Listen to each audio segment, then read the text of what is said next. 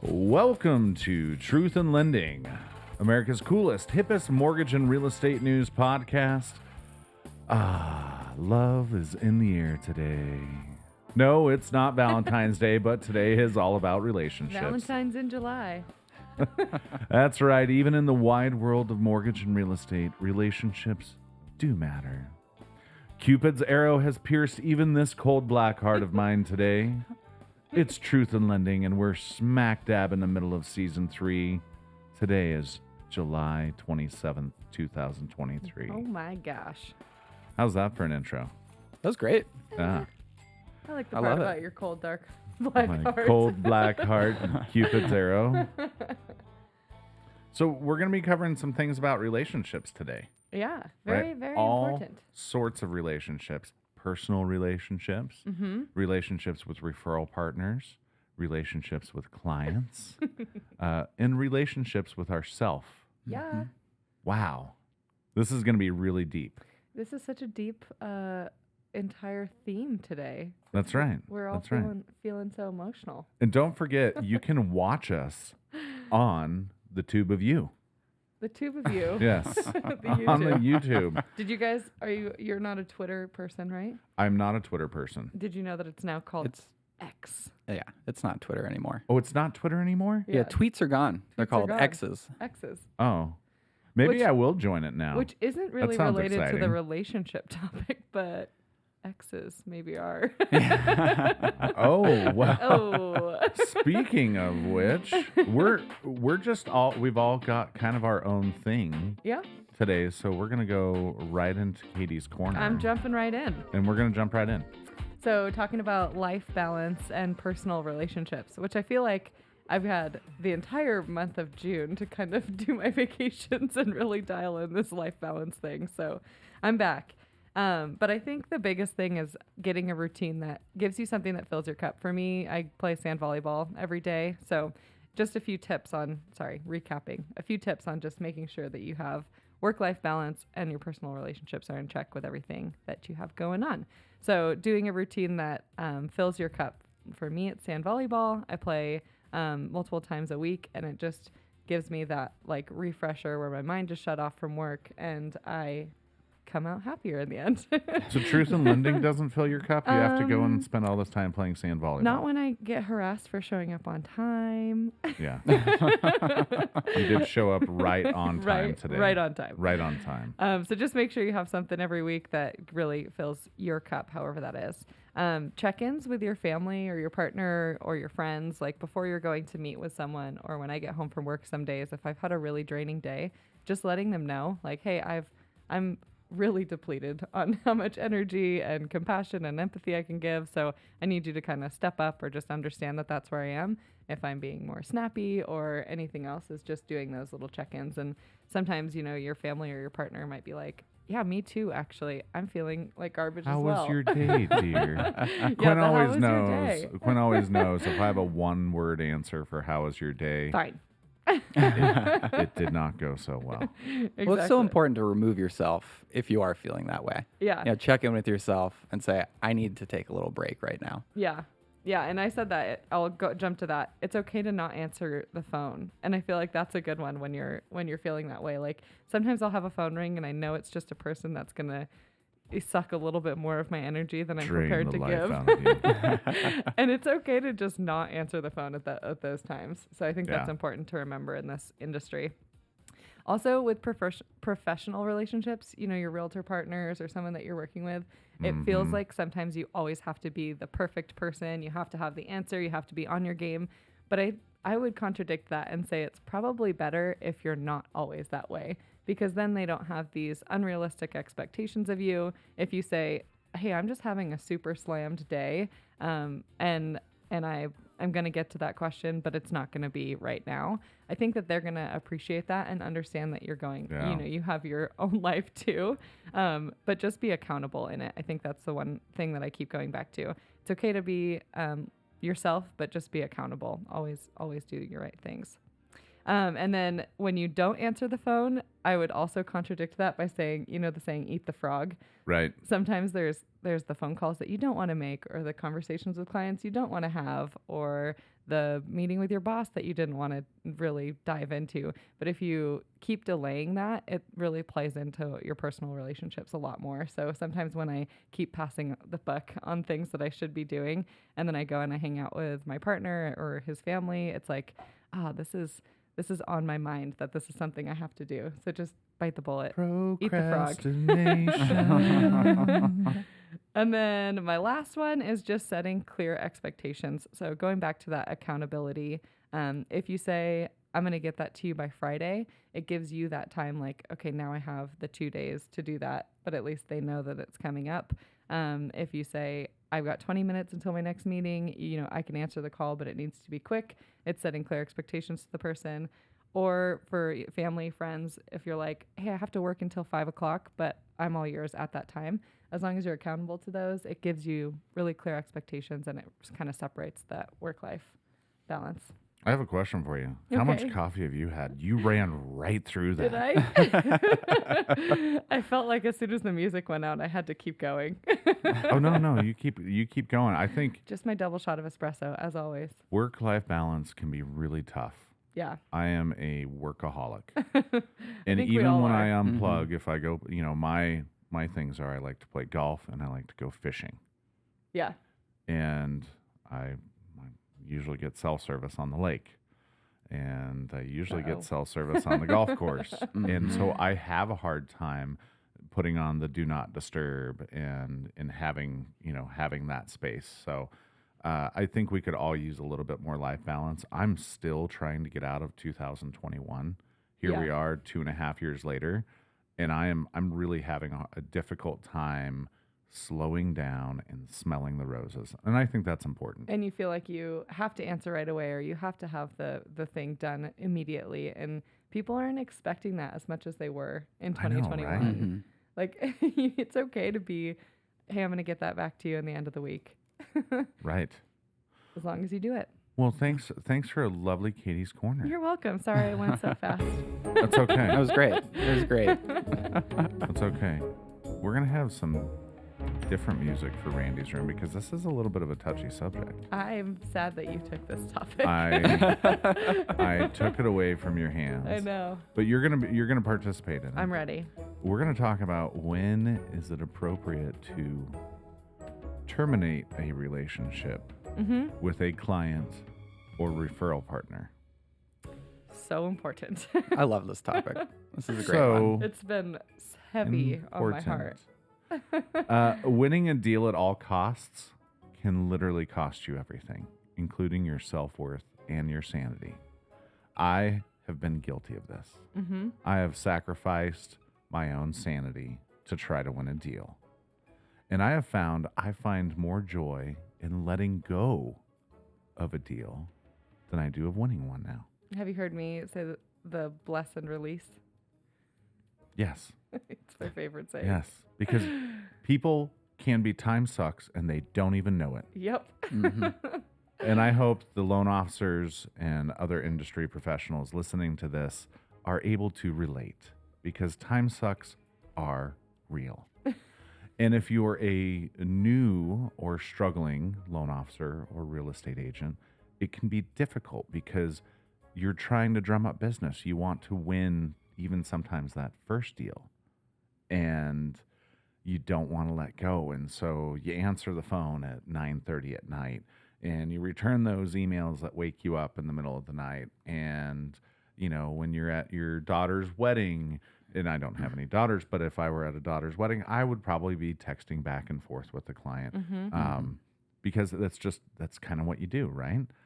And wrong. it's hard with that line, right? Because you'll do that for most people and they understand it and appreciate it and it's well received. But then there's those other people that you do it for and it's not understood and appreciated. No. It's just the keeps pulling on the loose string. Right. I think it's important to set personal boundaries, right? Look, this I will do, this I won't do. And by setting boundaries, like actually sticking to them.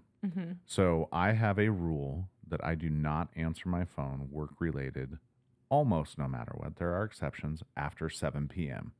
So if a client or a realtor calls after 7 p.m., it's family time. And I make that very clear. I have a question. Yes. Have you ever gotten someone, I'm assuming your voicemail doesn't say this. I don't know if I've ever gotten your voicemail, but have you ever gotten someone's voicemail that says, my business hours are 8 a.m. to 7 p.m. I will not respond to you. Yes, I after have this." gotten those. Do you like that? I respect it. I respect it. I don't know that I like it, but I respect it. I'm like, man, you got the huevos to do that. All right. Because I wouldn't leave that. I don't like that. I feel like it's just goes without being said. Can I tell you should. what I Should go without don't being like? said. I don't like, hi, you've reached my voicemail. If you really want to get a hold of me, text me. Guilty. Yeah. I hear that daily. Uh-huh. Did you I text think, me? I think that, but I also think that that is assumed in this day and age. I Yeah. don't think that you have to say it. So I look forward to calling and getting your voicemail, and next time, it not saying text me. But you also think getting a call at 9 p.m. or not getting a call at 9 p.m. should be assumed. Yeah. So sometimes you got to lay it out for people. Yeah, I've got a horror story about that coming up next. So it is okay to have your phone on D&D. And, for those of you that have iPhones, it will actually say, so-and-so has notification silenced. So if you do send them a text, hey, they're probably doing something important. And what I have felt at times is that, man, it's really tough to have that work-life balance, and I always want to be available, and I never do anything personal, and I'm willing to sacrifice everything about my life so I can win the deal and make everybody happy because I'm a chronic people pleaser, right? And so You have to be in this industry. when people violate those boundaries over and over again, right, then it's time to have that talk. It is important also that we train our clients and our referral partners. That sounds funny, but it's the truth. If you answer that phone call, so I stick to the 7 p.m. If I answer the phone at 7:30 or 8 p.m. for a client, Yeah. then they feel, oh, Randy's always available at 8 p.m. So And this is great when time to I call. do my This is home what- loan right. homework. Right. So, or on a Sunday in the morning, they learn by how we operate. And the thing is, you'll probably lose some business from people that want you to be there at their beck and call. But ultimately, at the end of the day, I think it's about defending your honor and sticking to your guns, right? So sticking to, all right, I'm not going to answer the phone after 7 p.m.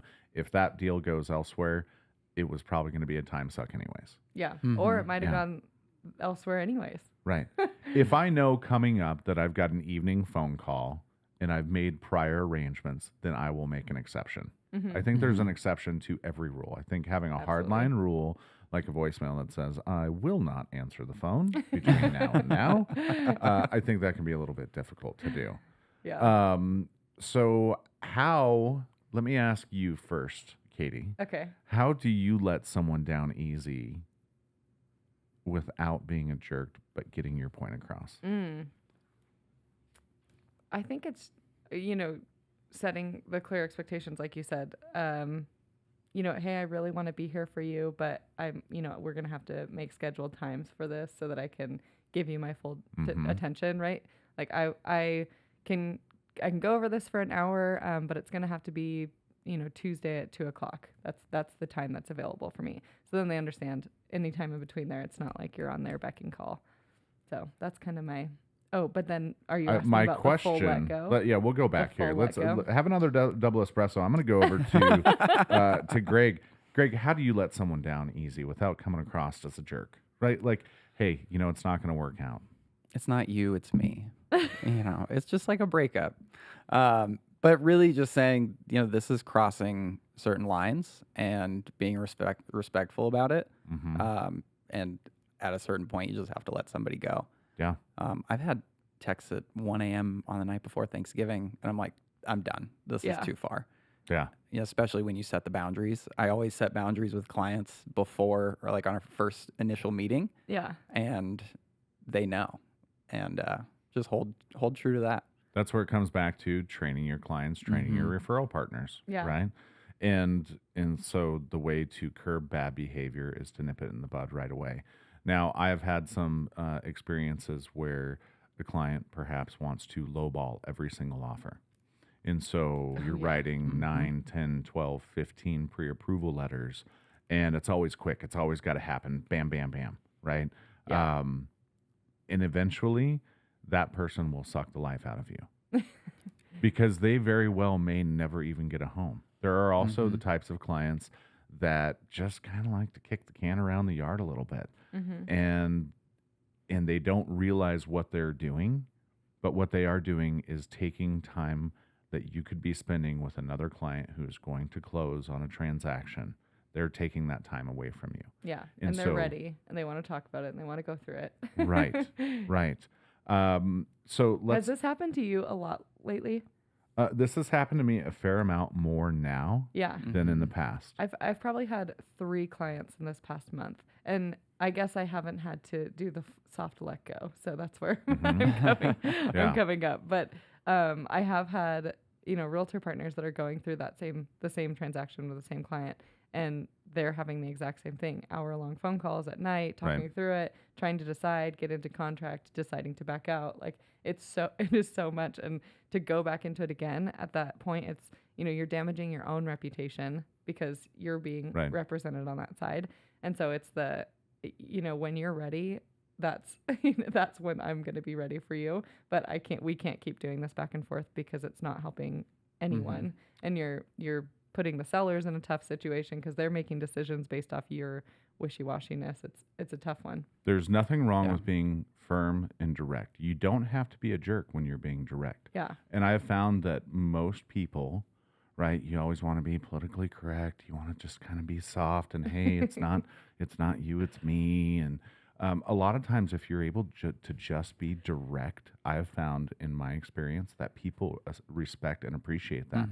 Yeah. And in the times where I've told someone when I've gotten to the point where my head is about to explode and I'm at 11 on a 10 scale, and I tell someone, look, I don't think this is going to work out. I don't feel like we are a good fit for each other. And this has happened enough times to where I have a little bit of experience with it.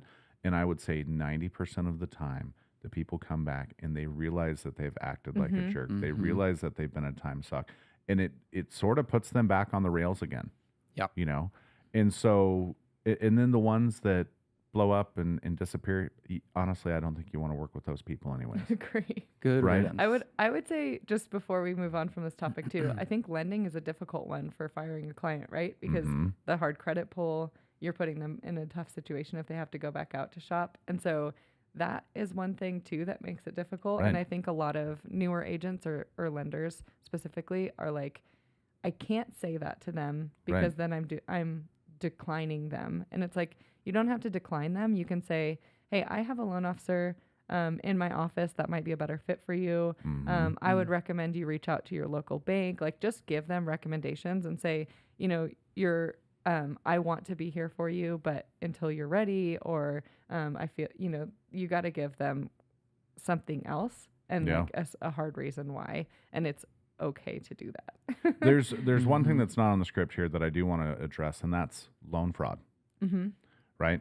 If you feel that someone is committing fraud or is trying to pull the wool over your eyes and acts of deception, I think that is absolutely okay. And I think that's when you need to talk to, if you have a superior, if you have a manager, that's when you talk to them about how to handle that, because people, and not all people, right? I personally feel like that most people are inherently good, but there are bad actors out there. I think we could go into a whole topic on that too. and we should go over loan fraud. New idea. I do want to share a couple of horror stories with you before we move on to Greg's Garage. And so the very first time, and I was actually fired by the client before I could fire them. And I remember you were holding on, Randy. I remember reaching out. I could fix this. I could fix this. So I remember reaching out to a guy who's been on our show before, Van Mellick. I've always looked up to this guy, and he's kind of been a mentor in my career. And I remember asking him, it's like, hey, I got to let this person go. They're being a time suck. we're 3-4 weeks into the transaction. They're still shopping, trying to get this better, trying to get that better, trying to negotiate escrow and title fees. And it's just really starting to become a real pain in the butt. And he says, just let go.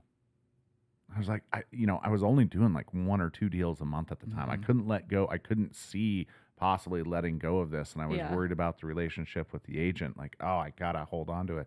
And he said, you'll realize that you finally made it when you're able to let go, when you're able to fire a realtor or a client, someone who is taking the joy out of your life of doing this job, and you can let go and move on to the next one. That's when you know that you've made it. Yep. So this particular client, and we will not name names, but this was 5-6 years ago, and rates were still kind of hovering in the high 4s, low 5s. And I had done so much work for them, right? I educated them. I helped them get the transaction. According to me, I did a perfect job. And how dare they want to go somewhere else? And, local small business owner. And I figure, okay, I'm a local small business too, so this is great. And a week to go in the transaction, they left me for an online lender that was able to do it for cheaper. Much, much cheaper, right? I couldn't even compete. There was no way I could win the deal. And I remember that feeling.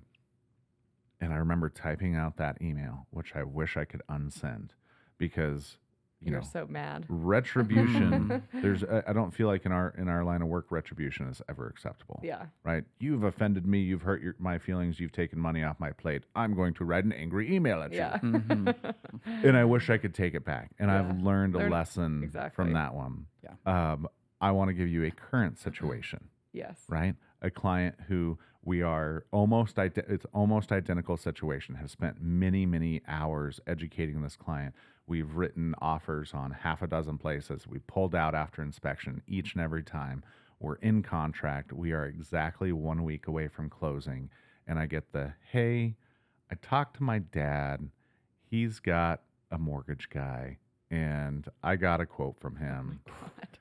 And he was much, much better. And I remember just saying, wow, I can't even compete with that. Where rates have gone, where we've locked, I just can't even compete with that. I wish you the best of luck. Well, no, I still really want to work with you. Can you match us? And I said, I can't. I mean, I can come close, but I can't really. I'm writing a check if I do this. And then I had the conversation without coming across as a jerk. I had the conversation that said, look, this is how I feed my family. Yeah. I don't get paid because they offered to pay me a consulting fee. Hey, really appreciate your time. You've been great. But I really need to go with this other company. I said, look, this is how I feed my family. I don't get paid until your loan closes. I'm not going to charge you a consulting fee. There's nothing that I can charge you for other than an appraisal fee or credit report fee. Yep. Right? Mm-hmm. And how'd that work out for you? I got the deal. Oh, wow. Awesome. Yeah. I told him, hey, look, I can't do it. I understand there's going to be a breakup. Like, this is just the best of what I got. Mm-hmm. And he took a higher rate, and I gave as much as I could. Oh, man.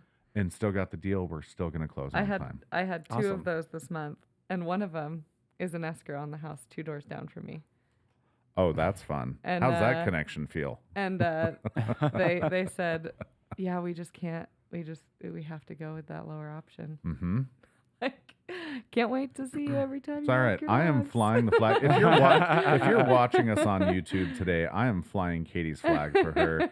I need it. Rule number 1 in Truth in Lending is no shameless self-promotion, but it doesn't say that I can't promote Katie today. So, Katie Pelcher, Loan Depot. It's a really nice hat you have, Randy. Oh, yeah. Really nice. It fits well. All right, that was fun. That was fun. Let's talk about something else, Greg. What do you got in your garage for us Maybe today? a little bit lighter topic. Love it. I'm ready for that. Yeah. Love yourself and those around you. I was so excited when I got this topic from Randy. Like, yes, this is what I've been focused Randy on the bequeathed the topic to you. I love it. I've been focused on this the last year of my life. Is Greg the king of self-love? I think so. I think so. Okay. I'm pretty good at it.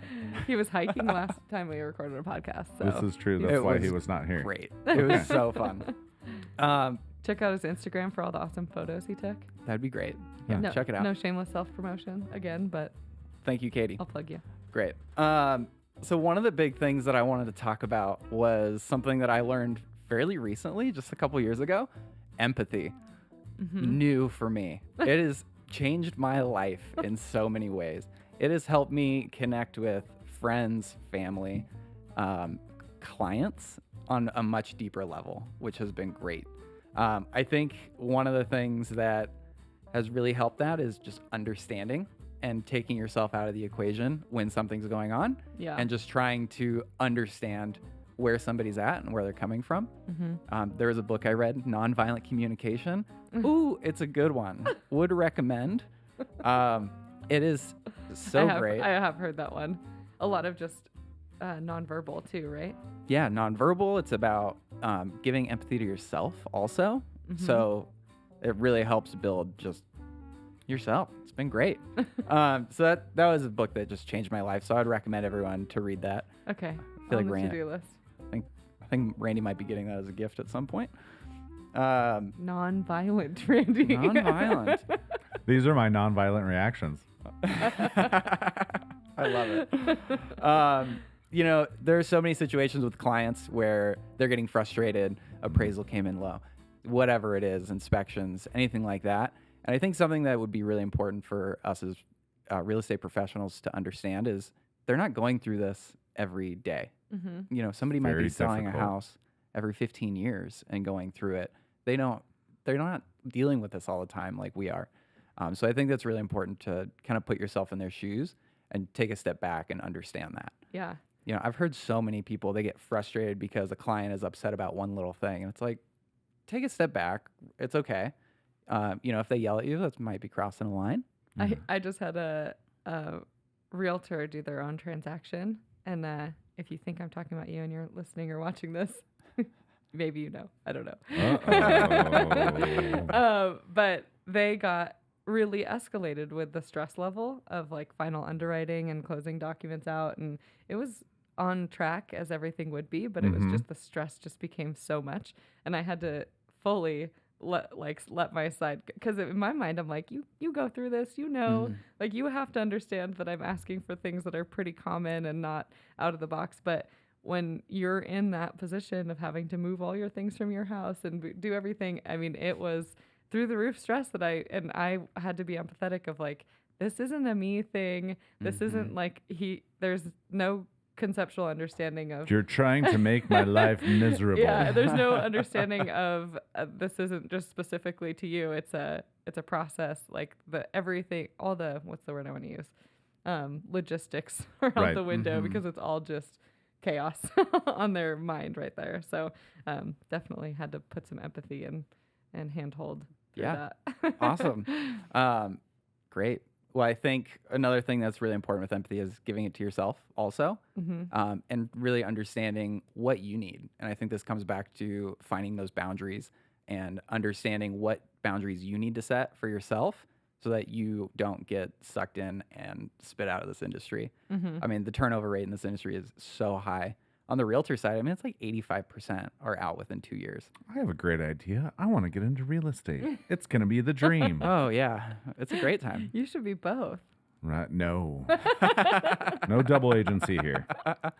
I think looking at yourself objectively and understanding what you need, like Katie said earlier, like checking in with yourself is so important to not burn out.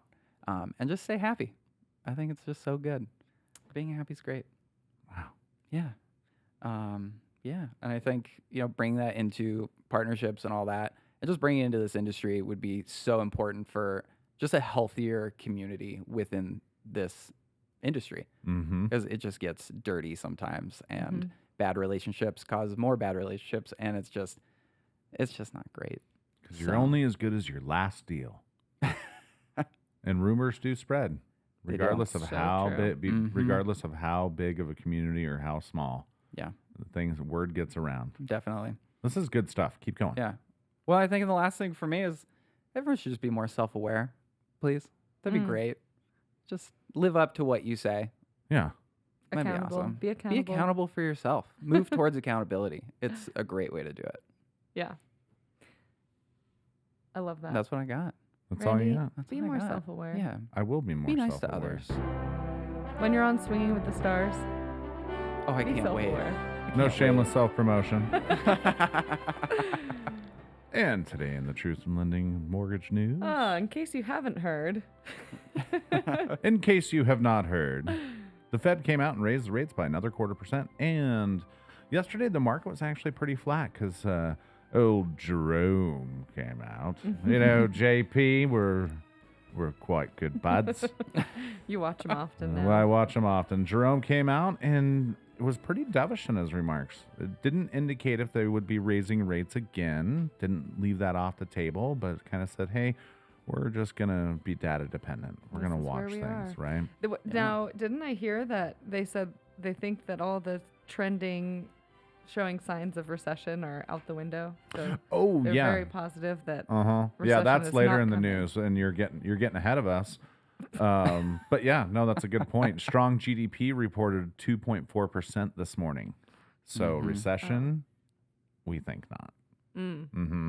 I was Wow. surprised to see that. Yeah, 2.4%. I think it was targeted at 1.8. So that's a pretty big miss Yeah. for those that do that. Also, new home sales were down in June by 2.5%. Yeah, that one surprised me Wow. too. Yeah. Doesn't seem like a lot, but that's a lot. 2.5%. That's new home sales, right? That's not existing home sales. So that's new New construction. construction. Yeah. Even though builder confidence was as high as it has been. Right. Yeah. Wall Street Journal reports that home prices fell year over year in May. Inventory has increased 1.9% week over week, but still down 8.8% year over year. Uh-huh. Are people starting to panic sell? Yes. Okay. Yes. Yes, Oh. they are. I'm getting ready to put my house up for sale, and I'm very panicked. I feel like I'm a little bit I'm a little bit late. Is that self promotion? I want You're looking for 55 million for my house. I know it's worth it. Oh, I put in one new tile in the entire house, and it's worth 55 million. I haven't heard so much on the panic selling, but I have seen some. Oh, I'm starting a listings trend. in You the know me. area. Yeah. You're I'm a- starting a trend. I'm Oh, a you're trendsetter. starting- Yeah, the there panic it is. selling. I'm going to be the first one to panic sell. And everyone's going to follow. I have started to hear more conversations around debt consolidation Uh-huh. starting on the rise, which we all knew would come. Mhm. So that's an interesting one. Yeah. You don't know this next one, do you? I don't You don't know even what know how to pronounce it. REITs is. It's REITs. No. REITs. Yeah, that's all right. Well, when Yeah, you so I'll grow let up, you- you can I'll talk let about you. REITs. Yeah, the real estate investments. Is that like Still a AARP? good investment despite stabilization in small declines nationwide. If you're looking to hedge your portfolio, it What are came REITs? out. Real estate investments. Yeah. Oh, that's what you were saying. Sorry. Uh-huh. Yeah, that's okay. That's all right. Welcome. Welcome to the show. I was trying Miss to come Katie up with my Pelcher. AARP joke, Thank you. and I completely missed It's all right. I've got a few Keep years till my saying that. AARP. All right. Well, rates, like we said, they're still volatile. We're up at least an eighth from our last show. 30-year fix still hovering right around 7%, give or take a few. Things are still volatile, and we're going to continue to be data dependent, meaning when these jobless reports come out, anything that has anything to do with inflation, the market is so overreactionary right now. It just is. But we didn't get to 8% yet, which was your prediction. So Yeah. here's to hoping that's still. Yep. Well, you know what? We avoided that one. Hey, you know what? A broken clock is right 2 times a day. Good one. Let's remember some folks that we've lost. I didn't realize we had any more to lose, but we did. Of course we did. I love it. We're so chipper about this. I know. What- Next week, I if not not, even be what on the else? show. Radius Financial Group acquired Freedmont Mortgage Group. Freedmont.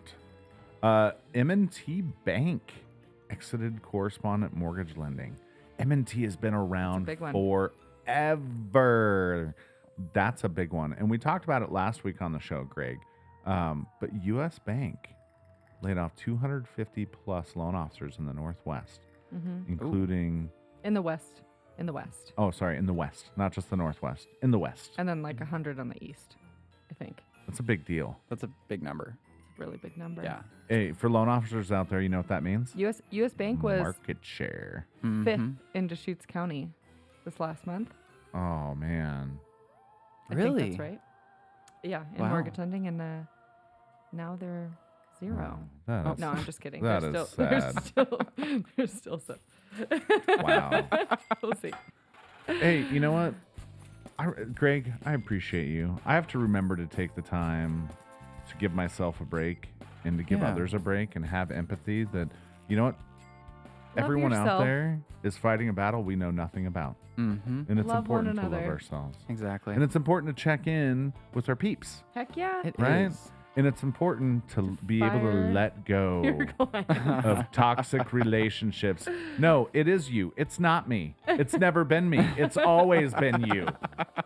That's it. I quit. I'm out of here. You're fired. Well, that's so fun. love Okay, that. just kidding. Somebody has to run the show. It ain't me.